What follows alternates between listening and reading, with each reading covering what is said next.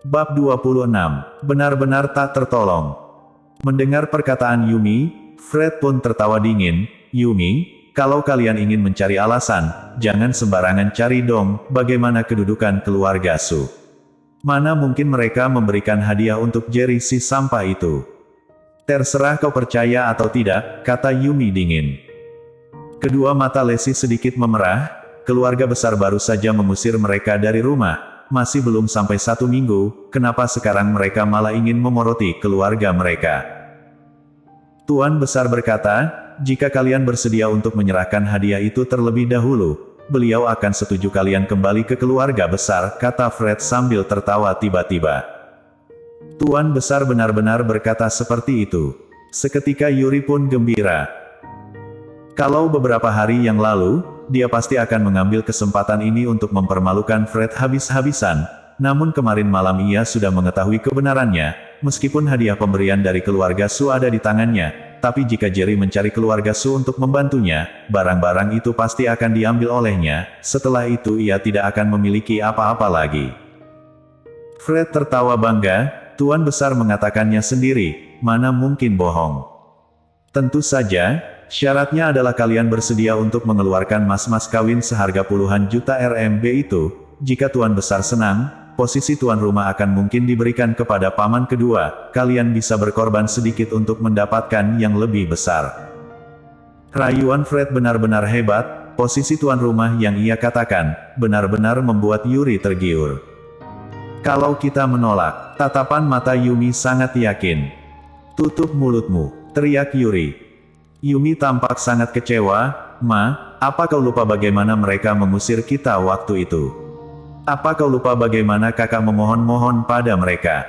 Sekarang keluarga besar sedang dalam masalah, baru mereka teringat pada kita. Apa kau benar-benar berpikir bahwa mereka berbaik hati akan membiarkan kita kembali ke keluarga besar? Lesi benar-benar kecewa terhadap Yuri. Dengan mata merah ia berkata, Ma, barang-barang itu semua adalah milik Jerry, apa hakmu menggunakannya?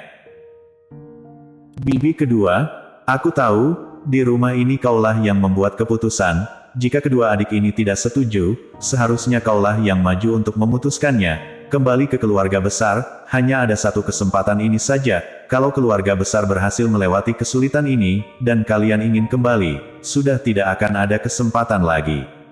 Fred sangat persis dengan orang-orang penyebar agama sesat, merayu selangkah demi selangkah, dan akhirnya, Yuri pun tergoda. Aku menghargai pendapat kedua putriku, aku tidak akan mungkin kembali ke keluarga Qin. David sudah benar-benar menyerah pada keluarga Qin sejak awal. Antara dia dan Tuan Besar Qin, tidak ada hubungan darah. Saat dia kecil, ia ikut dengan ibunya untuk datang ke keluarga Qin. Sejak kecil sampai besar, Tuan Besar Qin tidak pernah menganggapnya sebagai keluarga sendiri, bahkan tidak memperbolehkannya masuk ke dalam perusahaan keluarga sendiri. David, kau bicara sembarangan apa?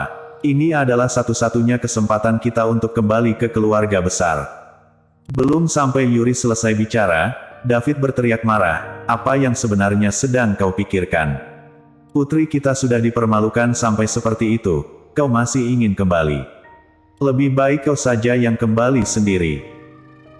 David tampak sangat marah, biasanya ia tidak pernah marah, bukannya dia pengecut, tapi demi kedayaman keluarganya, ia tidak ingin bertengkar dengan istrinya, tapi siapa sangka istrinya semakin lama semakin keterlaluan, demi keuntungan dirinya sendiri, ia bahkan sampai tidak memiliki batas. Yuri juga tercengang, tak disangka David yang selama ini tidak pernah membalasnya tiba-tiba berteriak pada dirinya. Beberapa saat kemudian, barulah ia tersadar, dan mulai menangis keras. Aku tidak bisa tinggal di rumah ini lagi, aku ingin bercerai darimu. Cerai ya cerai saja, siapa takut? Kata David keras. Hei, kalian tidak perlu berakting di hadapanku, bersedia menyerahkan mas-mas kawin itu atau tidak, langsung katakan saja, kita tidak punya waktu untuk menonton pertunjukan kalian di sini. Kata Fred sambil tersenyum dingin, menurutnya, Yuri dan David ini hanya berpura-pura saja. Pergi. David langsung berteriak marah, pergi sekarang juga. Keluarga Qin sial, kita tidak butuh. Katanya sambil membawa sapu yang ada di dinding, dan ia lemparkan ke arah Fred.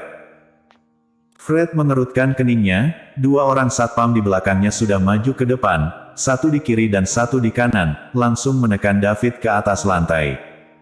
Pak, Lacey dan Yumi terkejut dan segera maju ke depan. Hari ini, kalian setuju atau tidak tetap harus setuju? Fred berkata dingin, lalu memberi perintah, masuk ke dalam, ambil barang-barang mereka. Mendengar perintah Fred, para satpam itu pun langsung masuk ke dalam rumah. Tak lama, dua orang satpam pun membawa sebuah kotak keluar. Itu adalah kotak yang dikirimkan oleh keluarga Su waktu itu, di dalamnya penuh dengan perhiasan-perhiasan emas, serta uang tunai 1 juta RMB lebih. Selain itu, ada juga surat tanah dan surat saham. Awalnya Fred mengira hanya ada hadiah senilai puluhan juta RMB saja, namun setelah ia melihat barang-barang di dalam kotak itu, barulah ia tahu, total dari semua barang itu, sepertinya sudah hampir lebih dari ratusan juta RMB.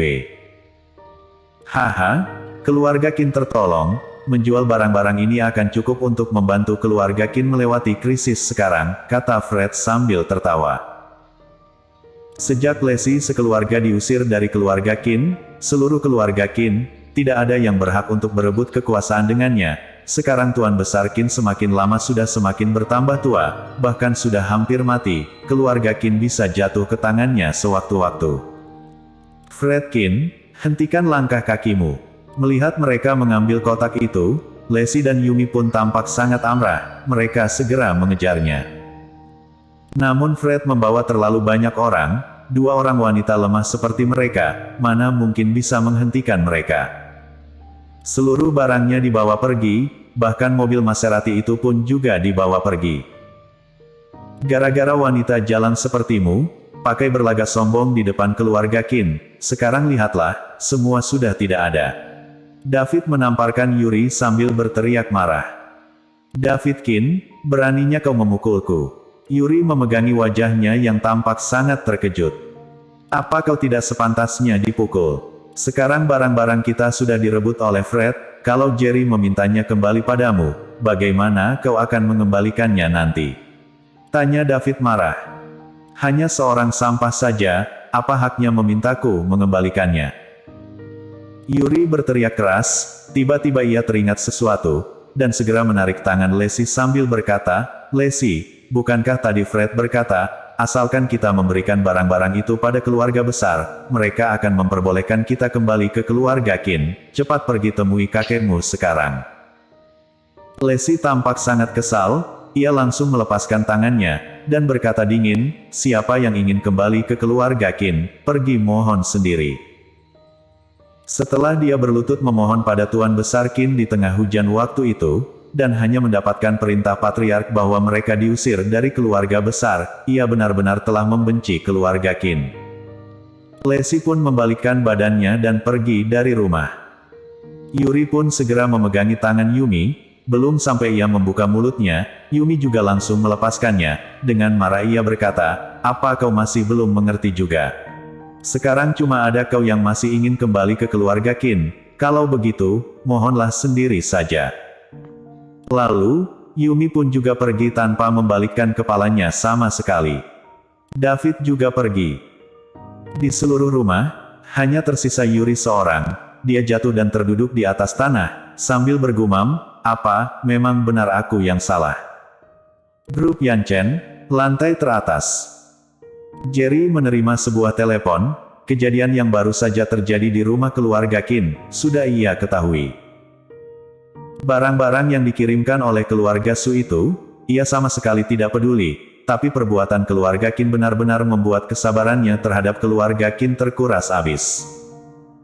Kalau kalian benar-benar ingin mati, aku akan membuat kalian tak tertolong lagi, kata Jerry tiba-tiba. Bersambung.